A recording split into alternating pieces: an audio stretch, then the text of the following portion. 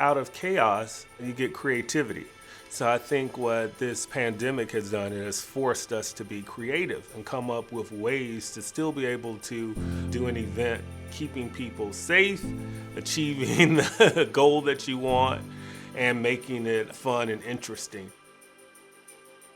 I'm Andre Wells. I have an event design and planning firm. It's based in Washington, D.C. We produced and direct and coordinate events throughout the United States and abroad.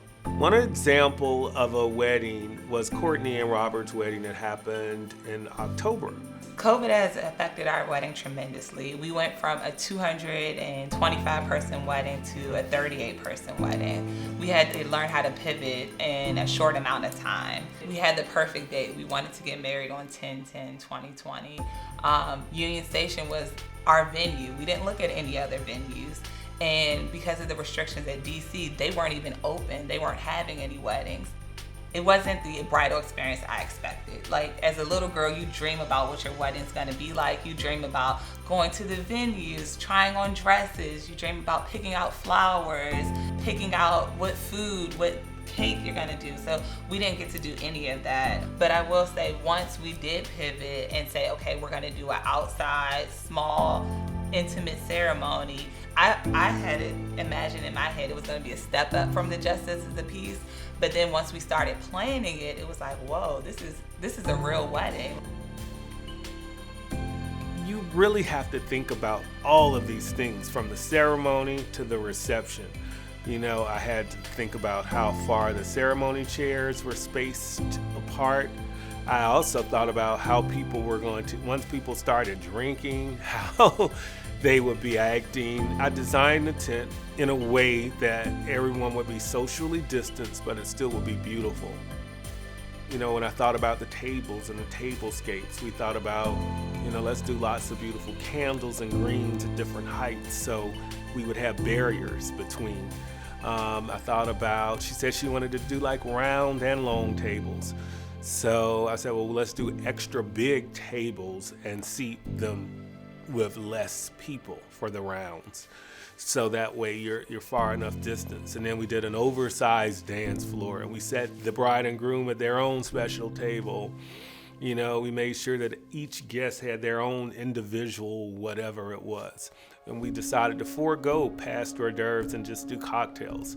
That way people weren't breathing over. You know, as favors, we gave out masks, of course. We had hand sanitizer. It ultimately turned out to a beautiful wedding. If you look at the pictures, you wouldn't know if it was 200 people or 10 people. Man, we had the best time Of our lives. I mean, I haven't seen a wedding in 2020 that can hold a candle to what we put on. Have you? No. We can credit Andre, you know, for that, because, you know, he And his team and his team, right. They presented what we ended up doing in such a fashion that made us never once think that we had left anything on the table by not having our original large over-the-top wedding.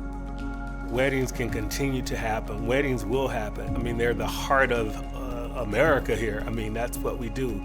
Love isn't canceled, you know? So I think they're just gonna be different. This goes to show you that we can still produce very beautiful and well thought out weddings and events that still give your guests the oohs and ahs, and you still are able to have a great time, and you're still able to interact with your guests and really to be a part of your wedding, because it's smaller, it's more intimate, and you'll remember it for a lifetime.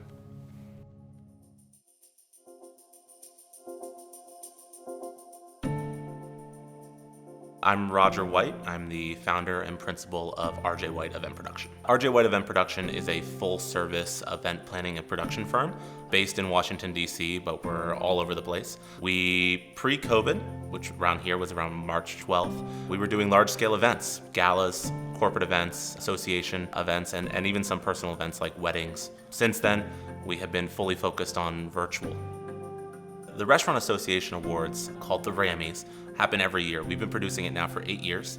And for the past 7, it's been an in-person event for about 2,600 people, celebrating the best of DC, Maryland, and Virginia restaurant and bar scene.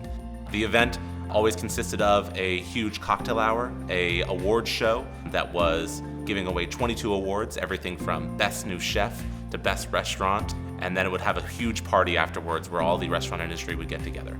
This year, obviously that had to be a little bit different.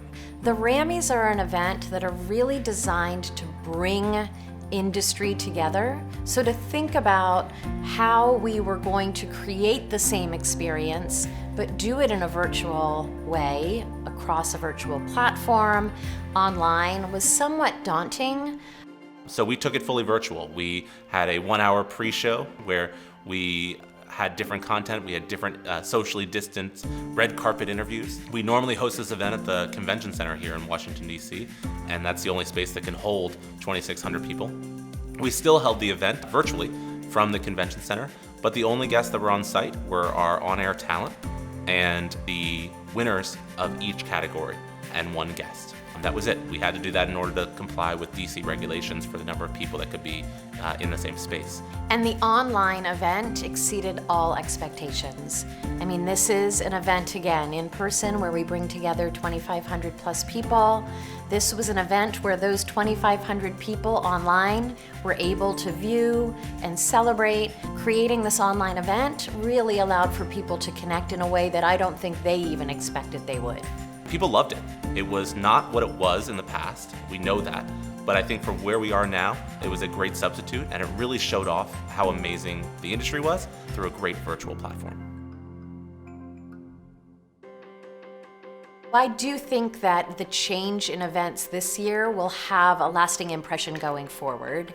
I think that all events are going to look slightly different. While we're in recovery, of course, while we're in the phased reopening, but what I am delighted by is that there will always be room and an opportunity to have some element of your event streamed and build upon that. We may see a model in the future where an in-person gala is really a in-person element watching behind the scenes the filming of what we now look at as a TV show.